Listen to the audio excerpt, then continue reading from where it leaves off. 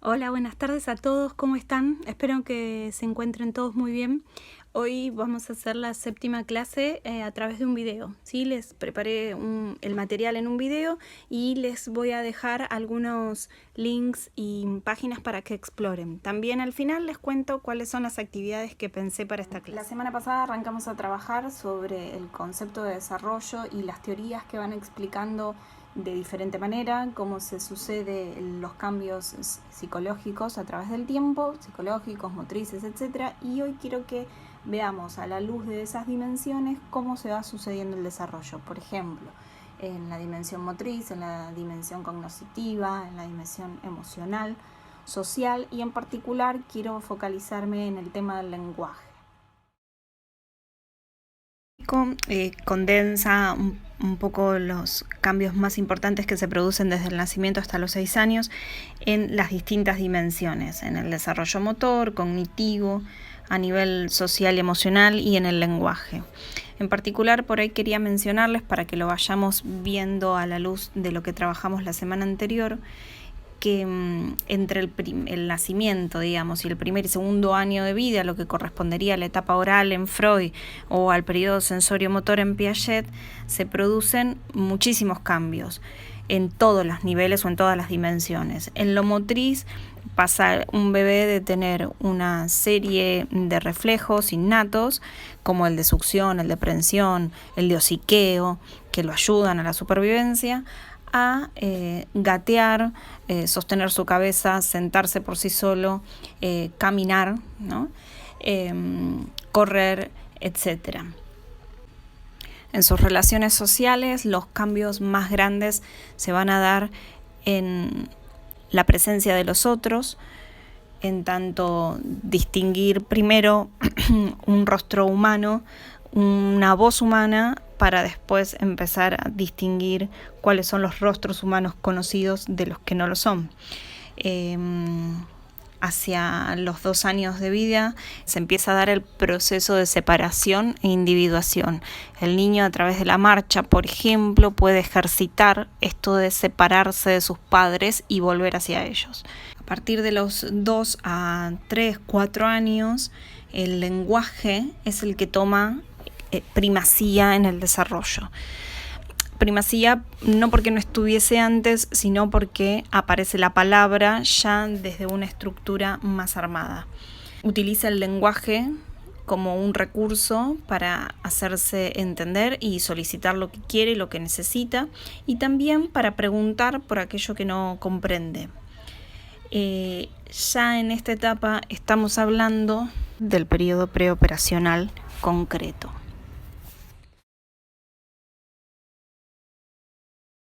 Entonces, a partir de los 4 años, la sociabilidad del niño aumenta, ya no se focaliza solo dentro del núcleo primario, sino que empieza a ampliarse hacia otros pares, por ejemplo.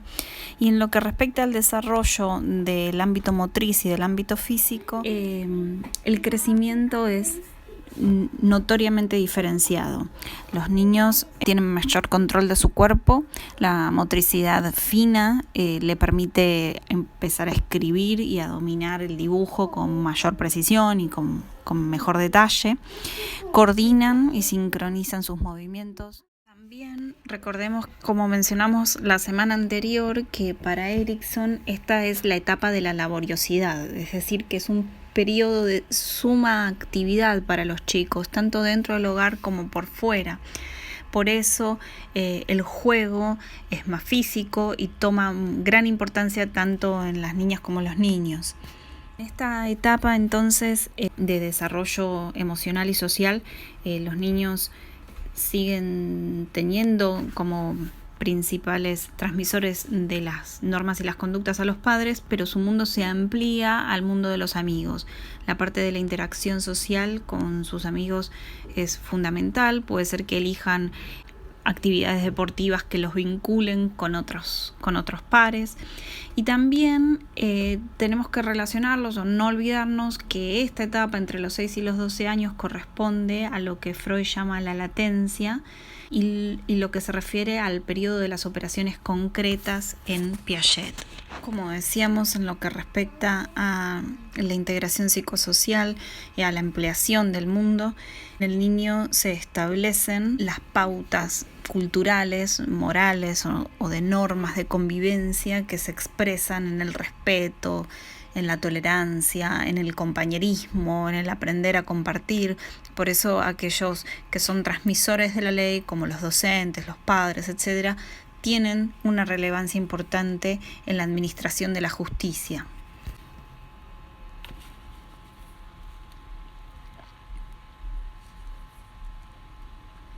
En este periodo, a nivel cognitivo, los niños alcanzan distintas propiedades del pensamiento, como por ejemplo la posibilidad de ordenar objetos por alguna categoría, como si fuera el tamaño, el peso, el color, etc. Eso es lo que se llama categorización. Aparece la conservación de sustancias, es decir, que ya la materia no depende del recipiente o del contenedor que la albergue, sino que tiene existencia independiente.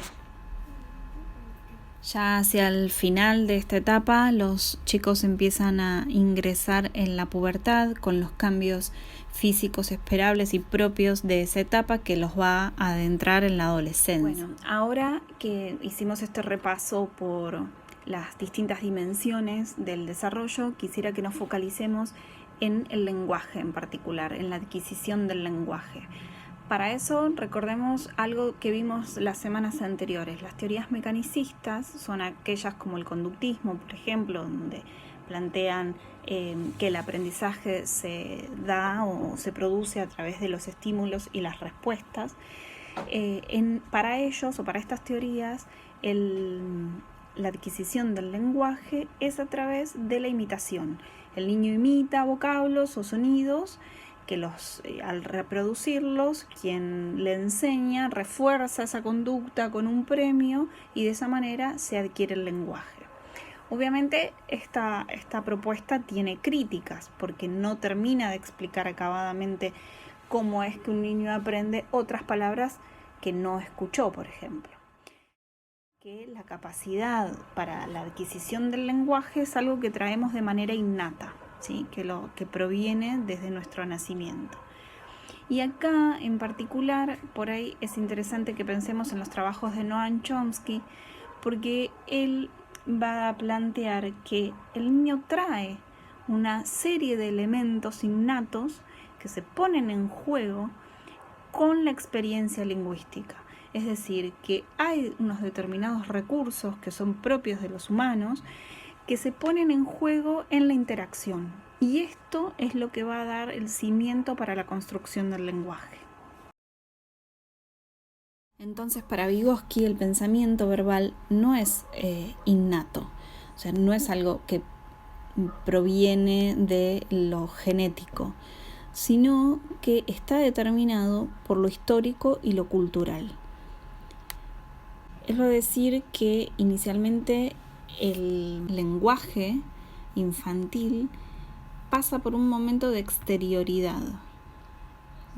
Luego se va transformando, se va interiorizando hacia un periodo más egocéntrico, donde el niño hace referencia a sí mismo para poder hablar del mundo. Lo que le pasa a él es lo que le pasa al mundo, para finalmente convertirse en una forma de pensamiento verbal que tiene interioridad. Es lo que se denomina después lenguaje interiorizado.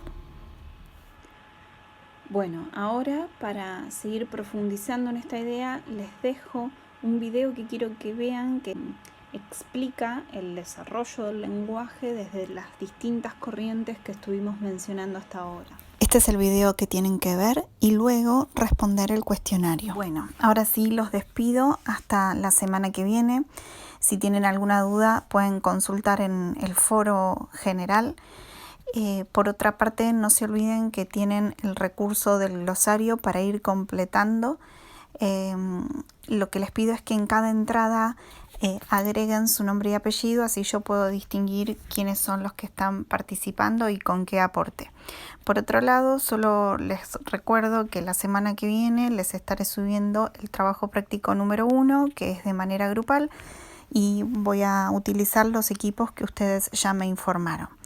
Bueno, les deseo una buena semana y hasta la próxima.